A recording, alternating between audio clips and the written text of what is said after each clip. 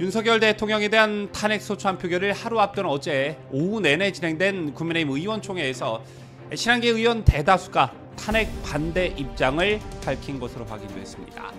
윤 대통령 탄핵안이 통과되려면 여당에서 최소 8표 이탈표가 나와야 하는데 친한계 내에서도 탄핵 반대 기류가 강한 것으로 드러나면서 탄핵안 부결 가능성이 높아졌다는 분석이 나오고 있습니다. 어제 긴 시간 동안 진행된 국민의힘 의원총회에서 무슨 말들이 오갔고 오늘 오후로 예정된 윤석열 대통령 탄핵 소추안 표결은 어떻게 될지 전망해보는 시간을 갖도록 하겠습니다.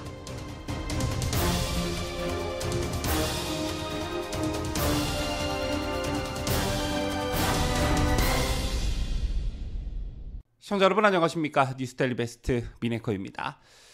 국회가 오늘 오후 5시 윤석열 대통령 탄핵 소추안 표결을 예고한 가운데 이보다 하루 앞선 어제 국회에서는 국민의힘 의원총회가 열렸습니다.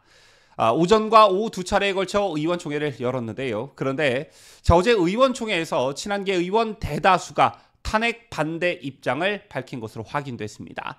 아시다시피 윤 대통령 탄핵안이 통과되려면 여당에서 최소 8표의 이탈표가 나와야 하는데 친한계 내에도 탄핵 반대 기류가 강한 것으로 드러나면서 매우 조심스러운 전망이긴 하지만 탄핵안 부결 가능성이 높아졌다는 분석이 나오고 있습니다. 복수의 참석자들에 따르면 이 자리에서 친한계 의원들은 윤 대통령의 직무집행 정지를 주장한 한동훈 대표 앞에서 탄핵 반대 의사를 표출했다고 합니다. 친한계 초선 A 의원은 탄핵은 절대 안 된다라며 사람들이 나를 친한으로 아는데 한 대표를 좋아하긴 하지만 바른 말을 하는 대로 가겠다라고 말했다는데요. 한 대표가 주장한 윤 대통령의 직무정지를 바르지 않은 말로 정의한 것으로 풀이되고 이를 따르지 않겠다는 뜻을 분명히 한 것입니다. 친한계 재선 B 의원도 박근혜 전 대통령 탄핵 때 당해봐서 아는데 탄핵은 절대 안 된다라고 강조한 것으로 전해졌습니다. 자, 그리고 지도부에서조차 탄핵 반대 목소리가 나왔다고 하는데요. 친한계 C 의원은 탄핵이 되면 나는 직을 던지겠다 이렇게 말한 것으로 알려졌고 또 다른 친한계 지도부 D 의원은 이번에는 탄핵이 되면 안 된다는데 동의한다며 대신 대통령이 앞으로 어떻게 할 것인지 답을 받아오라 라고 말했다고 합니다. 그런가 하면 한 친한계 의원은 세계일보와의 통화에서 친한계 의원들은 대체적으로 탄핵에 반대하는 논리를 다 수긍하지만 이후에 수습하는 모습을 국민들에게 확실히 보여줄 수 있는 후속 조치가 중요하다고 강조했다며 그리고 의원 대부분이 과거 탄핵의 경험을 언급하며 탄핵은 국가를 위해 좋은 게 아니므로 지금은 국민적 비난이 있다고 하더라도 국가와 국민을 위해 버텨나가야 한다는 이야기를 많이 했다 이렇게 전했습니다. 그리고 어제 국민의힘의 의원총회 분위기를 두고 이런 말도 나왔는데요. 개파색이었던 한 초선 의원은 세계일보와의 통화에서 오늘의 총은 누가 친윤이고 친한인지 구별이 안 될 지경이었다라고 어제 의원총회 분위기를 전하기도 했습니다. 이날 의원총회에 참석한 한 대표는 모두 발언 외에 특별한 발언을 하지 않았다고 합니다. 한동훈은 이날 오전 최고위에서 윤 대통령의 조속한 직무집행정지가 필요하다고 판단한다라고 밝혀 탄핵 찬성을 시사해 국민의힘은 물론 보수파 진영 전체가 발칵 뒤집혀졌지요. 어쨌든 오늘 최종적인 표결 결과가 나올 때까지는 그 무엇도 속단할 수 없는 매우 긴박한 상황이 전개되고 있습니다. 87년 직선제 개헌 이후 딱 두 차례에 걸친 대통령 탄핵에서 진보좌파 성향인 노무현 전 대통령은 헌법재판소 심판에서 소추안이 기각된 반면 18대 박근혜 대통령 탄핵 소추는 헌법재판소에서 파면이 확정되면서 헌정사상 최초의 파면 사례로 기록됐습니다. 따라서 대통령 탄핵을 경험한 보수파층은 박근혜 대통령에 이어 두 번째 괴멸 시나리오에 직면할 가능성이 높다는 우려가 쏟아지고 있는데요.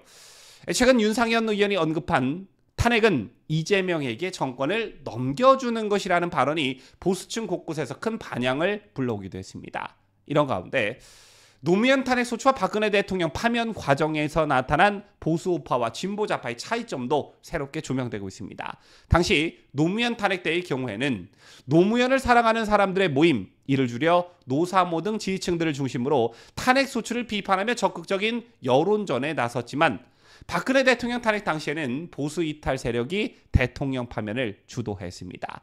자, 이후 문재인 정권이 출범하자 보수파 곳곳에서 심각한 타격을 받았다는 주장이 최근까지도 쏟아졌는데 이른바 보수 괴멸 현상이 심각했다는 평가가 다시 제기되고 있는 것입니다. 자, 이런 취지의 주장들이 어제 국민의힘 의원총회에서도 많이 나왔다라는 것인데요. 자, 흔히 정치와 관련해 우리는 이런 말을 종종 하곤 합니다. 진보 좌파는 분열로 망하고 보수 우파는 부패로 망한다. 하지만 지금 이 시점에서 저는 이 말에 동의할 수 없습니다. 진보 좌파는 전과 사범의 사법 리스크로 가득 찬 이재명 중심으로 똘똘 뭉치고 있기 때문인데 따라서 진보 좌파가 분열로 망하지는 않을 것 같고요. 문제는 보수 우파인데 부패는 현재 좌파들이 더 많이 저지르고 있기 때문에 보수가 부패로 망한다는 말은 적합하지 않아 보입니다. 다만 보수 우파는 부패로 망한다가 아니라 배신으로 망한다는 말이 더 적합하다는 것입니다. 배신으로 망한 대표적 케이스가 바로 박근혜 대통령 탄핵 때였지요. 유승민이라는 배신자가 탄핵을 주도했고 지금도 그 배신자라는 딱지를 벗지 못한 채 제대로 된 정치 제기를 하지 못하고 있는 게 바로 유승민입니다. 그런데 지금 국민의힘 당대표를 맡고 있는 한동훈이 제2의 유승민이 되어가고 있습니다. 자, 이른바 배신의 정치는 박근혜 전 대통령이 재임 당시 여당 유승민 원내대표를 겨냥했던 발언임과 동시에 당 핵심 지지층들에겐 탄핵 트라우마를 떠올리게 하는 표현입니다. 박 대통령 탄핵안의 국회 처리 이후에 유승민이 탈당했기 때문에 보수 분열을 상징하는 말이기도 하죠. 그런데 언제부턴가 한동훈 하면 배신의 정치라는 말이 따라 붙기 시작했습니다. 2017년에 자중지랑 당정 충돌, 당과 대통령의 충돌로 집권 여당 스스로가 대통령을 코너로 몰고 야당보다 여당이 먼저 나서 대통령을 공격함으로써 공멸했던 그 아픈 기억이 한동훈을 통해 되살아나고 있다는 것입니다. 아시다시피 유승민은 2005년 박근혜 한나라당 대표의 비서실장을 맡는 등 줄곧 친박계 중심이었습니다. 박근혜 정권 3년차에 새누리당 원내대표에 선출된 뒤 진보적 의제로 다른 목소리를 내다가 박 대통령으로부터 배신의 정치 이렇게 공개 낙인이 찍혔고 쟤는 결국 새누리당 내 찬성표를 발판 삼은 대통령 국회 탄핵소추로 이어졌습니다. 이런 맥락에서 한동훈의 경우도 윤 대통령은 검찰 한직에 있던 한동훈을 윤석열 정부 첫 법무부 장관으로 깜짝 발탁해 제2의 발판을 만들어 주었고 총선을 앞두고는 장관직에서 바로 국민의힘 비상대책위원장에 갈 수 있도록 길을 닦아주었습니다. 하지만 한동훈은 비대위원장 임명 직후부터 김건희 여사 논란, 이종섭 전 국방부 장관 호주 대사 임명 등을 두고 윤 대통령과 각을 세우더니 3년 차로 접어든 윤석열 정권에서 당대표로 선출된 뒤에는 의정 갈등 해법을 두고 윤 대통령과 차별화를 시도하기도 했습니다. 그런데 관건은 과거 이른바 친박 비박 충돌 때보다 지금이 더 심각하다는 것입니다.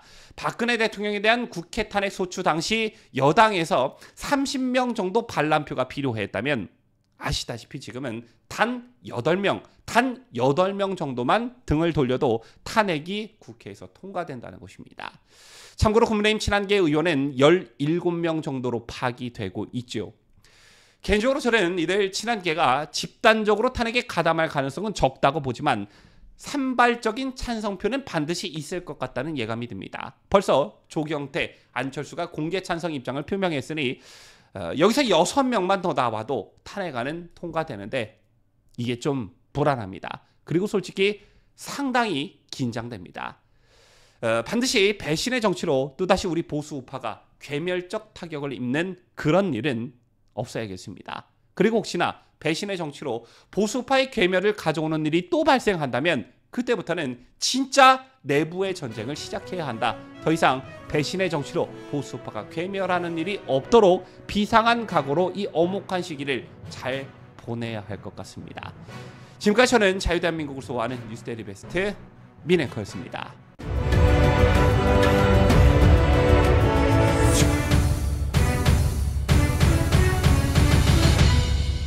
함께해요. 뉴스데일리 베스트.